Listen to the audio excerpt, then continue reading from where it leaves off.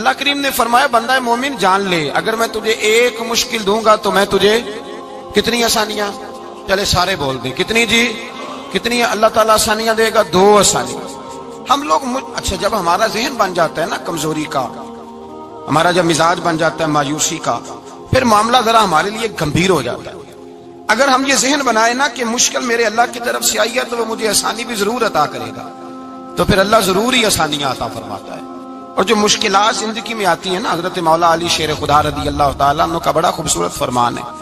حضرت علی فرماتے ہیں جب تجھے مشکل آتی ہے تو وہ تجھے رب کا پتہ بتانے آتی ہے، وہ تجھے اللہ کا پتہ بتاتی ہے، اس لیے کہ جب تو سارے اسباب کر لیتا ہے، جو ضرورت ہوتی ہے پوری کرتا ہے، تندرست ہو کے وہ کام کرتا ہے، پھر بھی کام نہیں ہوتا، تو اس کا مطلب ہے کرنے والا تو نہیں، کرنے والا کوئی اور ہے جو کام کرنے والا کوئی اور ہے۔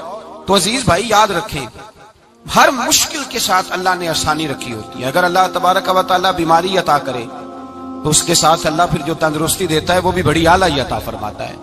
اگر اللہ کبھی غربت دے تو پھر اس کے بعد جو اللہ تعالیٰ آسانی دیتا ہے وہ بھی بڑی اعلیٰ عطا فرماتا ہے۔ اگر کہیں سے آپ کو دکھ ملتے ہیں تو پھر جب سکھوں کا وقت آتا ہے تو پھر گنے نہیں جاتے۔ یاد رکھیں مشکلات کے پہلو میں آسانیاں ہوتی ہیں، اور جس آدمی کو مشکل آتی نہیں، میرے نبی کریم سید عالم صلی اللہ علیہ وسلم نے فرمایا مومن کو جو مشکل بھی آتی ہے اللہ اس کی برکت سے اس کے گناہوں کو معاف فرما دیتا ہے، اللہ اس کی برکت سے اس کے گناہوں کو معاف کرتا ہے، یہاں تک کہ حضور نے فرمایا میرے مومن کو کانٹا بھی چبھے تو اللہ تعالیٰ اس کی مشکل کو آسان فرما دیتا ہے۔ 2 بزرگ بیٹھے تھے، ایک حضرت احمد رحمت اللہ علیہ اور ایک حضرت شرف الدین منیری رحمت اللہ علیہ۔ تو حضرت شرف الدین منیری کہنے لگے کہ دوست اصل میں وہ ہوتا ہے جو دوست کی طرف سے آنے والی تکلیف پر صبر کرے، جو اللہ کی طرف سے آنے والی تکلیف پہ صبر کرے وہ اللہ کا محبوب ہوتا ہے۔ تو حضرت احمد فرمانے لگے نہیں مجھے تیری بات کی سمجھ کوئی نہیں آئی، صبر کرے وہ اللہ کا دوست ہے، مصیبت پہ صبر کرے۔ تو کہا جناب پھر اگر نہیں سمجھ آئی تو آپ بتا دیں اللہ کا دوست کون ہے؟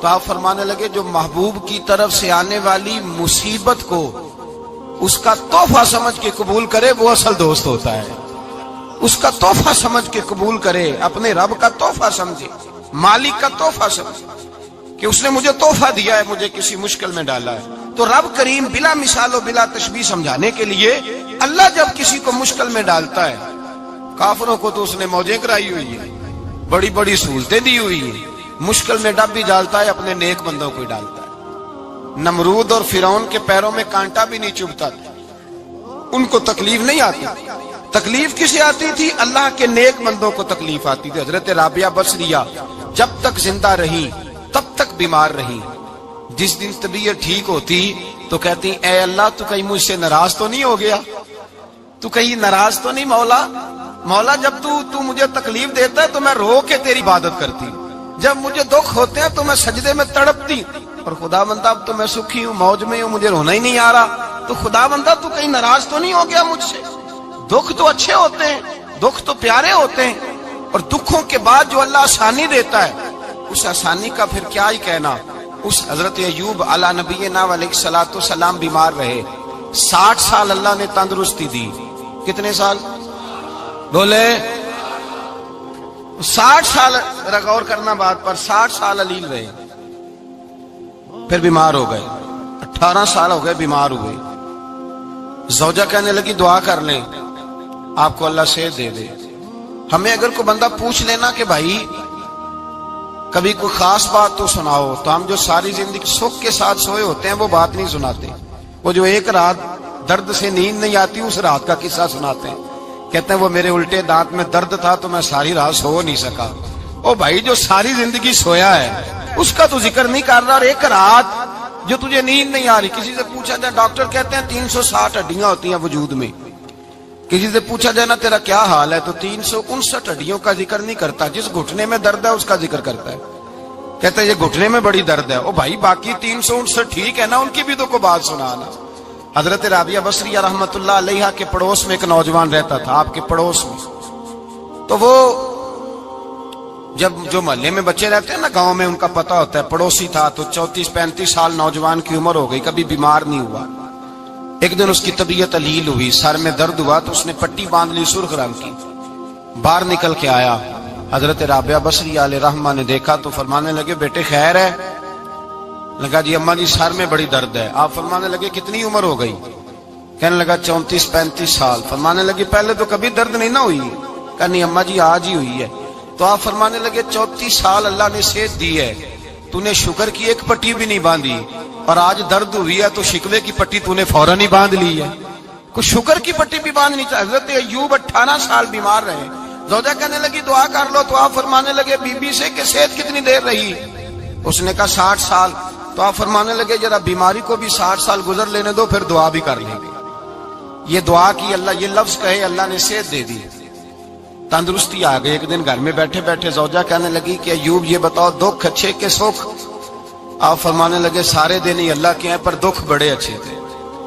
مجھ سے پوچھو تو دکھ بڑے اچھے تھے۔ کہا کس طرح؟ تو حضرت ایوب فرمانے لگے جب میں بیمار تھا تو 24 گھنٹے میں ایک دفعہ میرا رب میرا حال پوچھا کرتا تھا، ایک دفعہ میرا اللہ پوچھتا تھا ایوب تیرا حال کیا ہے؟ فرماتے ہیں 12 گھنٹے تو لذت ہی رہتی تھی کہ میرے رب نے میرا حال پوچھ لیا، اور اگلے 12 گھنٹے میں انتظار کرتا تھا مالک حال دوبارہ کب پوچھے گا۔ فرمانے لگے اب صحت تو ہو گئی ہے، پر اب میرا رب میرا حال تو نہیں نہ پوچھتا۔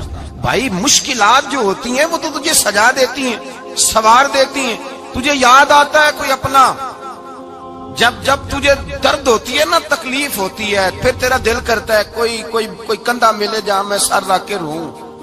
پھر اسی لیے تو کسی درویش سے کسی نے پوچھا تھا اپنا کون ہوتا ہے؟ تو کہا جو تجھے دکھ کے وقت یاد آئے وہ تیرا اپنا ہے، جو تجھے عین آزمائش کے وقت یاد آئے اور تجھے اس کا نمبر فوراً تیرے موبائل پہ چلنے لگے وہ تیرا اپنا سجن ہے، جس کو تو دکھ کے وقت یاد کرے۔ تو بھائی مشکلات کے بعد جو اللہ آسانی دیتا ہے، حضرت ابراہیم کو آگ میں بھی پھینکا گیا، حضرت ابراہیم علیہ السلام کو ستایا بھی گیا، نکالا بھی گیا، لیکن جب ان مشکلات سے گزرے تو میرا رب فرماتا ہے وَإِذِ ابْتَلَىٰ إِبْرَاهِيمَ رَبُّهُ بِكَلِمَاتٍ فَأَتَمَّهُنَّ قَالَ إِنِّي جَاعِلُكَ لِلنَّاسِ إِمَامًا۔ کہا جب ابراہیم پورے اترے تو پھر ہم نے انہیں امام بنا دیا۔ یا اللہ کس طرح کی امامت دی؟ فرمایا میں نے اتنی اعلیٰ شان عطا کی ہے کہ اپنے لاڈلے رسول کو جناب ابراہیم کی نسل میں پیدا فرما دیا ہے، میں نے مصطفیٰ کو ان کی نسل میں پیدا کر دیا، قیامت تک کے لیے ان کا وقار بڑھا دیا۔ اللہم صلی علی محمد وعلی آل محمد کما صلیت علی ابراہیم وعلی آل ابراہیم، ان کی عظمت بڑھا دی، اس لیے کہ جب وہ آزمائش سے گزر کر کے آئے پھر جو آسانی دی۔ میرے نبی پاک صلی اللہ علیہ وسلم نے دین ابراہیمی کی بہت ساری چیزوں کو رکھا، کہا میں ملت ابراہیمی پہ ہوں۔ جب کوئی مشکلات کو عبور کر کے آتا ہے، جب کوئی تکلیفیں سہ کر کے آتا ہے، اس کے لیے جو اجر ہوتا ہے، اس کے لیے جو پھر اللہ کتنی ذرا بڑی توجہ کیجئے گا۔ لوگ سمجھتے ہیں فلاں آدمی مشکل میں ہے تو شاید مشکل میں ہی رہے گا، فلاں آزمائش میں ہے تو شاید میرا اللہ فرماتا ہے ایک مشکل دے کے میں 2 آسانیاں بھی دوں گا۔ تم مشکل دیکھ رہے ہو، مشکل نہ دیکھو، وہ جو اس کو بعد میں آسانی آنے والی ہے، اور ڈبل جو میں اس پر نعمت کرنے والا ہوں اس کو دیکھو۔ حضرت یوسف کو بھائیوں نے کنویں میں ڈال دیا تھا، اور جب کنویں سے نکلے تو مصر کے بازاروں میں بکے، اور پھر زلیخا نے الزام لگایا تو حالات بگڑ گئے، حضرت یوسف کو جیل جانا پڑا۔ کتنی کٹھن زندگی تھی، لیکن میرے مالک کو کچھ اور ہی منظور تھا۔ کنویں میں گرنے والے، بازار میں بکنے والے، جیل میں جانے والے، الزام لینے والے جناب یوسف کو رب کریم نے اسی مصر کا بادشاہ بنا دیا، اللہ پاک نے اسی مصر کا حکمران بنا دیا۔ یاری تیری سونا ہے پر ازمیشاں تیریاں اگ، اے سونا پرکھیا جاوندائی پہلو نال اگاں دے لگ، اس کے لیے تھوڑا سا جتن کرنا پڑتا، تھوڑے کٹھن حالات سے گزرنا پڑتا، تھوڑی آزمائشوں کا روپ دیکھنا پڑتا۔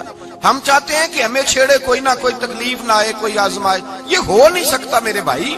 نامی کوئی بغیر مشقت نہیں ہوا، 100 بار جب عقیق کٹا تب جا کر نگی ہوا۔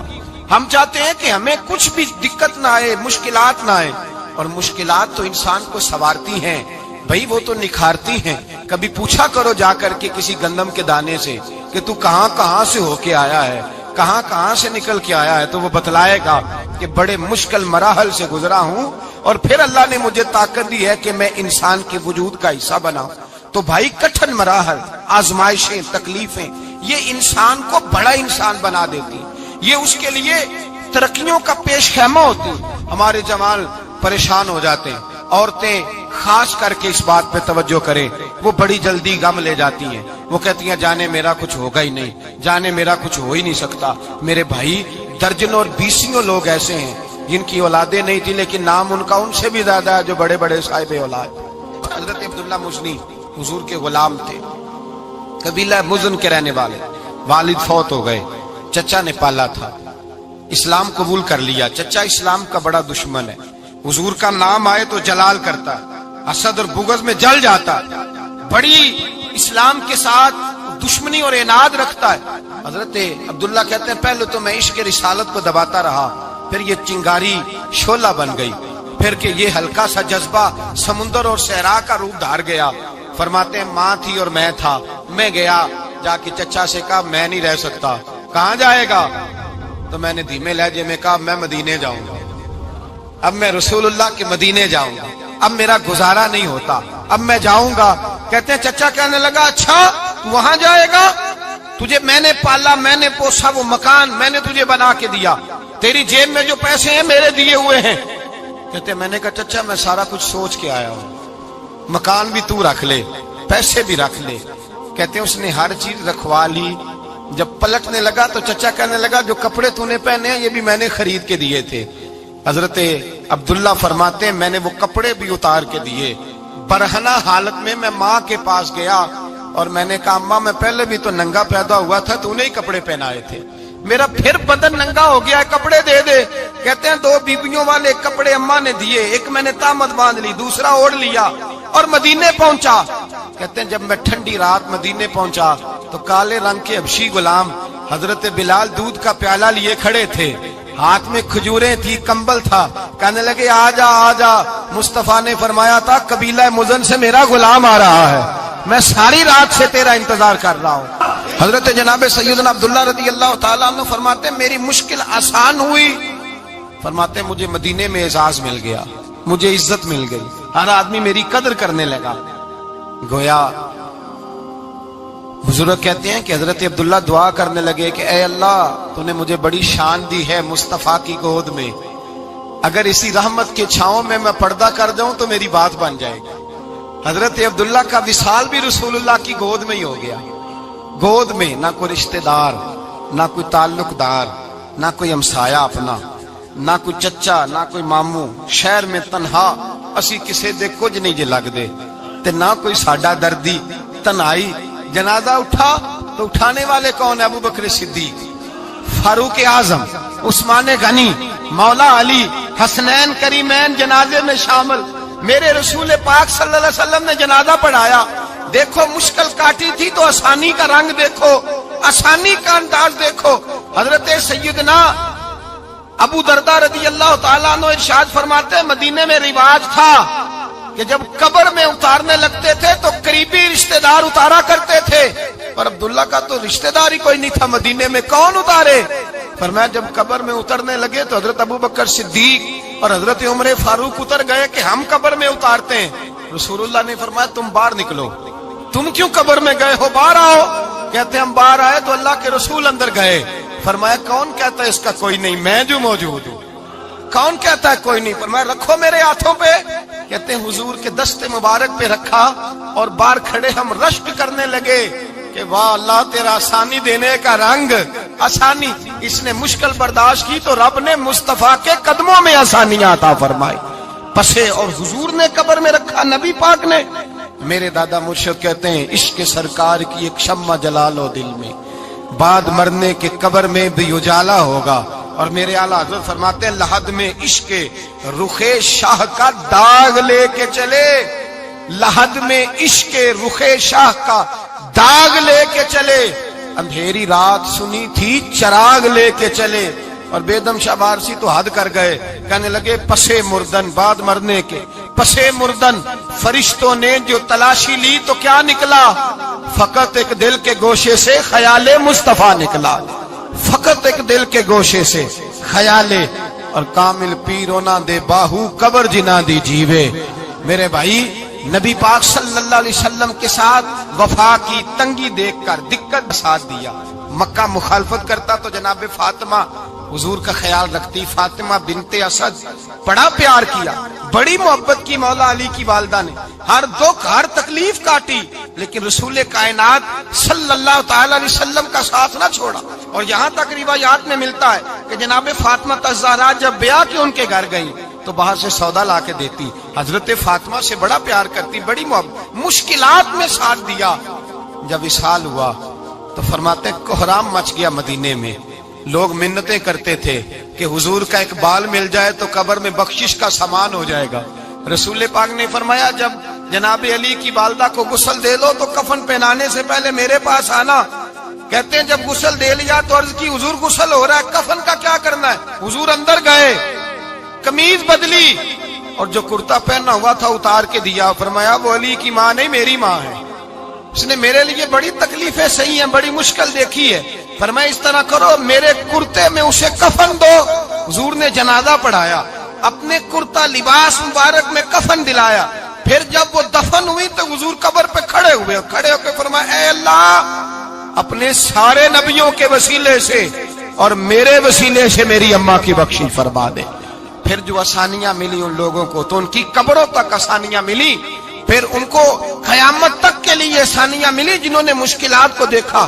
اور بھائی جو سوئے رہے, جو آرام کرتے رہے, جنہوں نے مناسب ہی نہ سمجھا کوئی کٹھن مرحلہ طے کرنا, جنہوں نے کہا نا نا نا نا ہم تو سکھ کے ساتھی ہیں, ہم تو سکون کے ساتھی ہیں, بھائی ہم تو سلوٹ کے ساتھی ہیں, جب موجیں لگے گی تو دوڑ کے پہنچیں گے, کہیں گے ہمارا بھی تعلق بنتا ہے, ہماری بھی رشتہ داری ہوتی ہے, ہمارے بھی رابطے ہوتے ہیں, پھر دوڑ کر کے پہنچیں گے. اصل ساتھی وہ ہوتا ہے جو دکھ کا ساتھی ہوتا ہے, آزمائش کا ساتھی, مشکلات تجھے اونچا اڑاتی. حضرت سلمان فارسی کہتے ہیں میں نبی پاک کی تلاش میں نکلا تھا, حضور کی تلاش میں نکلا, اور میں نے کئی سال حضور کو ڈھونڈا, کبھی ایک دروازے, کبھی ایک دروازے, کبھی دوسرے دروازے, کبھی تیسرے دروازے. فرماتے میں شہزادہ تھا پر بکتا بکاتا مدینے آیا. میں نے نبی پاک کی تلاش میں یہودیوں کی غلامی بھی کی, تیری تلاش میں پھرا میں جنگل پہاڑ اور دشت میں.